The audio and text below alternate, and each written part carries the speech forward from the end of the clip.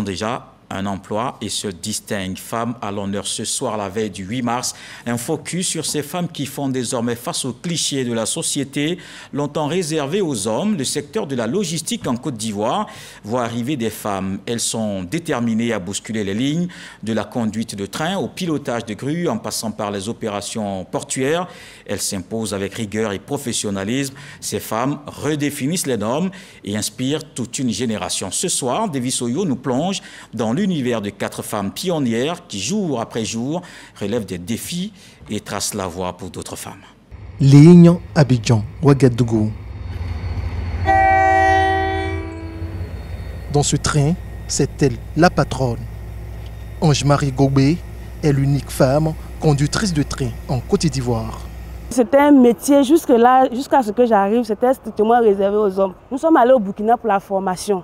Quand nous sommes arrivés, le chef de centre qui devait nous recevoir était surpris de me voir. Il m'a posé la question, qu'est-ce que tu fais parmi les hommes? Tu es venu avec qui? J'ai dit, monsieur, mon nom est sur la liste. Il n'en revenait pas. Depuis 2013, elle sillonne les rails au milieu des hommes. Aujourd'hui, sa mission est d'acheminer une vingtaine de citernes jusqu'au Burkina Faso.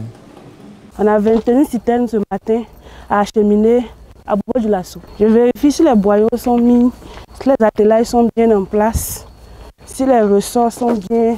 Son engagement, son sérieux et sa détermination lui ont permis de très vite gravir les échelons.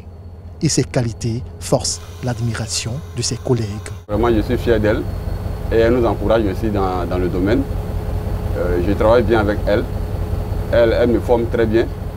Elle est très rigoureuse dans le travail. Si je n'avais pas réussi, elle a dit que non, les femmes ne pouvaient pas. Ange-Marie espère inspirer d'autres femmes à embrasser ce métier et à briser les stéréotypes. Une ambition que partage Jocelyne Ekra. Code opéral pour José, je dois traverser pour entrer en 1 alpha. Code opéral, je dois traverser pour entrer en 1 alpha. Perchée à plus de 25 mètres du sol, Jocelyne est opératrice RTG, autrement dit, conductrice de grue. Quand je suis arrivée puis j'ai vu la machine, j'étais impressionnée.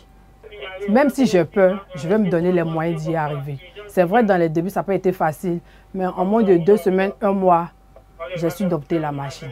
Avec habileté et précision, elle manipule et déplace les conteneurs à des points précis sur le terminal portuaire d'Abidjan.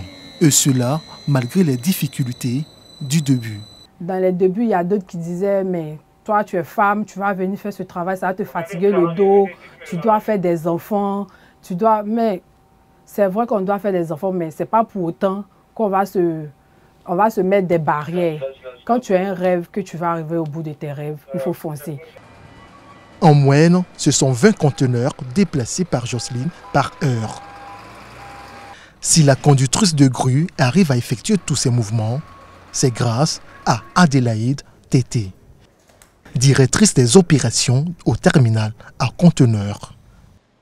De sa position, elle voit et contrôle tout. Vous pouvez voir ici la présentation des quais où les navires sont en opération. On peut voir les mouvements des camions, les mouvements des portiques actuellement en opération.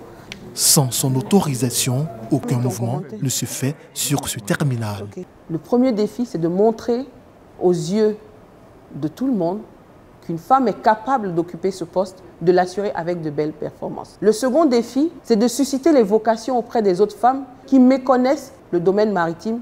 Le troisième défi, c'est garantir le traitement des flux logistiques au sein d'Abidjan Terminal à travers la digitalisation et la standardisation des process. Garantir le traitement des flux logistiques au sein de ce terminal, une mission à laquelle Adélaïde attache du prix. Je suis fière de voir que ce sont mes décisions, ce sont mes méthodes, ce sont les process que je conduis, les équipes que j'accompagne qui favorisent cette économie-là.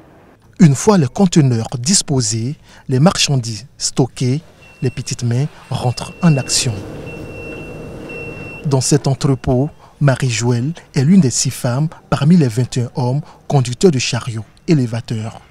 Au début, ce n'était pas facile pour moi parce que je travaillais au milieu des hommes, je me disais plein de choses en tête, quoi, au fait.